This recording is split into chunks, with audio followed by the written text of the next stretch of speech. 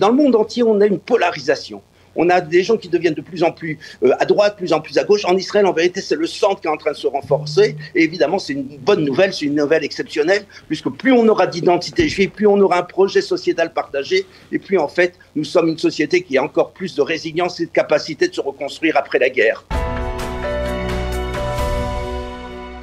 Boker Tov, Dov Maimon, directeur de recherche au JPPI. Est-ce que Dov est avec nous? Je sais qu'il est... Oui. Est-ce que tu m'entends, Olivier? Oui, Dov. Oui, Boker Tov. Juste si vous pouvez mettre votre caméra en horizontal, ça nous permettra de... Ça va vous marcher, là, ça marche? Bah écoute, c'est formidable, très bien. Boker Tov, Dov. Alors, Dov, on a quelques minutes, on a à peu près 9 minutes pour parler d'un rapport qui a été publié par le JPPI, cet institut de recherche dans lequel vous travaillez, un rapport qui a été remis au président de l'État sur, on va dire, l'état du peuple juif en Israël et à l'étranger. Donc, ce qu'on fait, c'est qu'il y a beaucoup de bruit, il y a beaucoup de vacarme, il y a beaucoup d'informations, beaucoup de choses qui passent, beaucoup de ce qu'on appelle du bruit. Et entre le bruit, il faut distinguer les signaux. C'est-à-dire les signaux, c'est les mouvements de fond qui sont réellement importants, qui nous permettent de prendre des décisions. Donc, on écrit tous les ans un rapport depuis une vingtaine d'années, et dans laquelle j'ai à peu près écrit la moitié, notamment sur l'antisémitisme et sur les pays d'Europe. Et on présente les grandes tendances du peuple. Et pour ça, on a créé des indicateurs, notamment un indicateur de géopolitique. Il y a 6 indicateurs. Indicateur de géopolitique qui nous dit que cette année, nous sommes bien mieux que le 6 octobre 2023. Au niveau sur tous les fronts, au niveau géopolitique, nous sommes extrêmement bien mieux lotis et bien mieux organisés, bien protégés. Ensuite, il y a un rapport au niveau de la sociologie israélienne. Qu'est-ce qui est en train de se passer? Alors, ce qu'on attend d'une manière générale, c'est qu'après la guerre, on va avoir un grand mouvement d'Aliyah des Juifs du monde entier, parce qu'il y a une grande vague d'antisémitisme énorme qui fait que les Juifs vont être de plus en plus rejetés et marginalisés, non seulement comme on connaît déjà en France, mais aussi en Angleterre et aux États-Unis. Et deuxièmement, un mouvement aussi d'Israéliens qui, pour ceux qui sont plus individualistes, sont plus laïcs. Et on a fait des études qui nous montrent qui sont les gens qui quittent le pays. Ben, ces gens-là vont quitter le pays peut-être et aller sur d'autres horizons. Ils auront amélioré leur niveau de vie au niveau individuel. Ça, c'est les grands mouvements. Ensuite, il y a un troisième indicateur important, c'est la cohésion sociale. Est-ce qu'en Israël, on est en train de devenir un pays qui est en train de se disloquer ou est-ce qu'on est en train de créer du lien social encore plus fort? Et là, c'est très intéressant. On a tout un mouvement depuis la guerre un retour à l'identité juive, un retour à la religion, il fait qu'on a tout un mouvement de gens qui aujourd'hui, mais c'est une nouvelle forme de religion, c'est pas exactement classique comme on a connu après la guerre de Kippour, c'est un mouvement aujourd'hui où les gens sont à la fois peuvent aller au slichot et en même temps aller en boîte de nuit. C'est un nouveau mouvement traditionnalisme, ce qui est en vérité le judaïsme tel qu'il a toujours été, avant qu'il y ait la révolution de la modernité et du sionisme. Donc on a un mouvement absolument extrêmement exceptionnel. Je vais rajouter un point sur cette idée exceptionnelle, c'est que dans le monde entier, on a une polarisation. On a des gens qui deviennent de plus en plus à droite, de plus en plus à gauche. En Israël, en vérité, c'est le centre qui est en train de se renforcer. Et évidemment, c'est une bonne nouvelle, c'est une nouvelle exceptionnelle, puisque plus on aura d'identité juive, plus on aura un projet sociétal partagé, et plus en fait, nous sommes une société qui a encore plus de résilience et de capacité de se reconstruire après la guerre. Alors, ce rapport a été présenté au président. Quelle a été la réaction du président? Et après, bien sûr, le but de tout rapport, c'est d'agir. Donc, qu'est-ce qu'on peut faire et qu'est-ce qu'il est prévu de faire, justement, par rapport aux conclusions de ce rapport?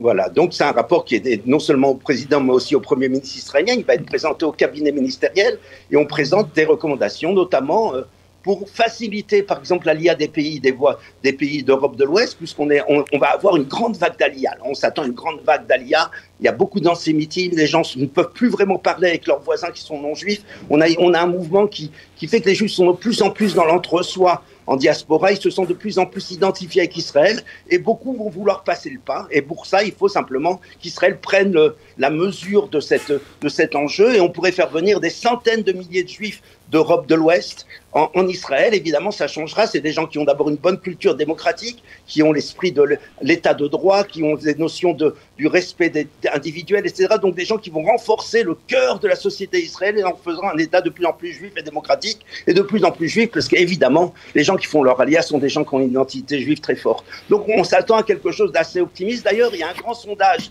dont on parle dans ce rapport, c'est qu'on a 50% des Israéliens qui sont optimistes et 50% d'Israéliens qui sont pessimistes. Alors évidemment, on a un 50-50. profil socio-économique des gens qui sont optimistes, et je ne vais pas vous étonner que plus les gens sont à droite, et plus les gens sont religieux, et plus ils sont optimistes, et plus ils font partie des anciennes élites laïques, souvent ashkénazes, et qui ont une tendance à être loin de l'identité juive, voudraient un État comme tous les autres. Ces gens-là ne trouvent plus toujours leur place en Israël, et certains vont peut-être quitter le pays, comme on voit qu'il y a aussi un mouvement de gens qui quittent le pays.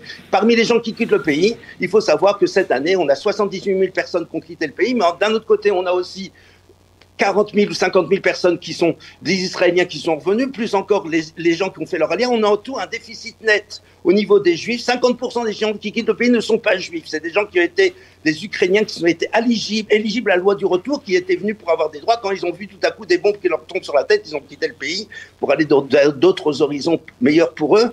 Et en fait, 50% des gens qui quittent le pays ne sont pas Juifs. Donc, il ne faut pas s'inquiéter non plus. Et on a en tout un déficit net de 18 000 personnes qui quittent le pays. 18 000 personnes pour un pays de 10 millions d'habitants, évidemment, ça représente à peu près 0,2%. Ça n'a pas d'importance. Par contre, c'est des gens qu'il faudrait retenir parce que c'est des gens qui font partie, notamment les Juifs qui partent, c'est des familles qui viennent des gens qui sont des gens formés, des gens qui peuvent trouver tout à coup des meilleurs horizons aux États-Unis. Mais même eux, les Israéliens à l'étranger, commencent à ressentir la pression. Et certains commencent à vouloir vraiment revenir. Donc, on peut être vraiment optimiste. Juste une dernière question. Ne s'est jamais aussi bien porté. Juste une dernière question, et vous avez 1 minute pour répondre, Dov.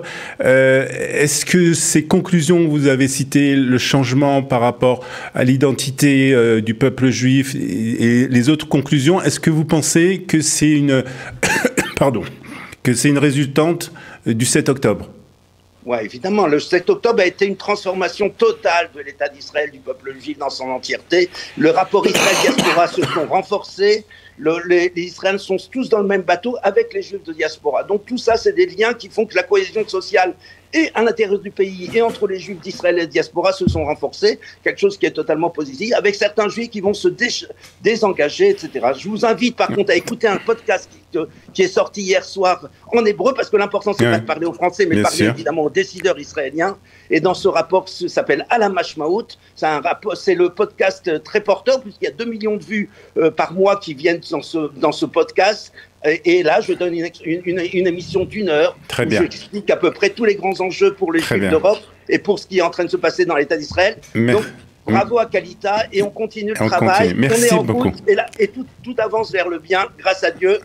Merci. Et la chanson qui a été choisie pour le hit parade, ça a été Ki Hashem Yitbarach Tamid Ohev-Oti V'Yireh Tov, le hit parade de Galatz, c'est-à-dire la radio la plus laïque d'Israël. Donc on est en plein dans un retour vers l'identité. En plein changement. Merci beaucoup, Dov, pour ces explications.